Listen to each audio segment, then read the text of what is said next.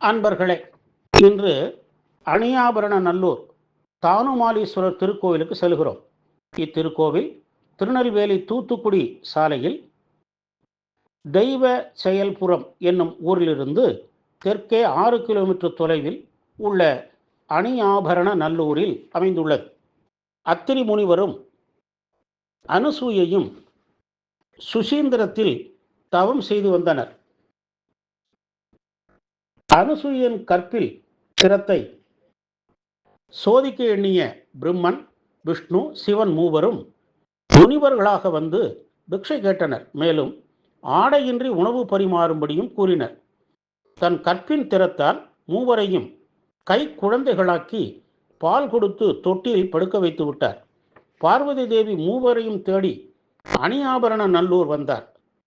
இங்கு மணலால் 3 லிங்கங்கள் வடித்து பிரம்மன், விஷ்ணு, சிவனை 3 பேருமாக பாவித்து பூஜை செய்தாள். 21வது நாள் 3 லிங்கங்களும் மும்மூர்த்திகள் அம்சமாக ஒரே லிங்கத்தில் ஐக்கியமாகின.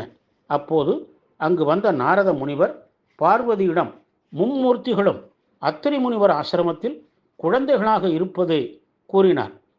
பார்வதி அத்திரி முனிவர் ஆசிரமம் சென்று அவளது கற்பின் திறத்தை பாராட்டி மும்மூர்த்திகளையும் தங்களுடன் அனுப்புமாறு கூறினாள். அவ்வாறே அனுசுயாவும் மும்மூர்த்திகளையும் பழைய உருவத்திற்கே மாற்றி மும்மூர்த்திகளும் தங்கள் தேவியரோடு காட்சி தந்தனர். அனுசுயா பார்வதியிடம் அணியாபரண நல்லூரில் மும்மூர்த்திகளும் லிங்க வடிவில் வாசம் செய்ய அருகில் உமையால் பார்வதியாகவும் எழுந்தருள வேண்டும் என கேட்க பார்வதியும் அவ்வாறே அருள இவ்வாலயம் உருவாக்கியது.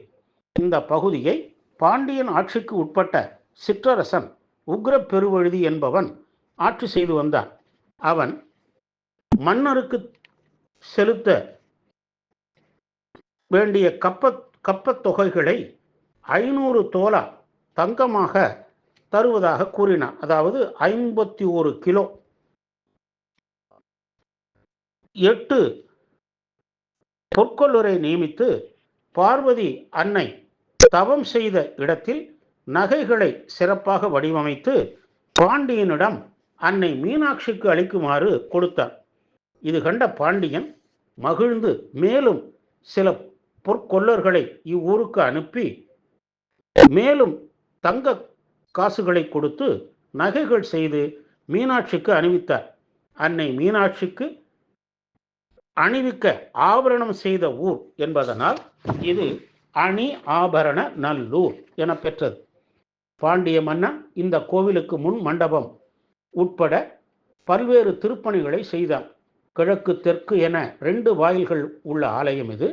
உள்ளே மகாமண்டபம், அர்த்த மண்டபம் கடந்து கருவறையில் தானுமாலீஸ்வரர் லிங்கமூர்த்தி வடிவாக மும்மூர்த்திகளின் அம்சமாக காட்சி தருகிறார். அவருக்கு எதிரே நந்தியம் பெருமான் உள்ளார். மூலவரை வழிபட்டால் கல்வி வளம், செல்வ வளம், உடல் ஆரோக்கியம் மேம்படும், மனப்பேரும் மகப்பேரும் அமையும். கருவறை வெளியே இருபுறமும் விநாயகரும் பாலசுப்பிரமணியரும் உள்ளனர். மகாமண்டபத்தில் வடக்கில் இறைவி உமையம்மை பார்வதி சன்னதி உள்ளது.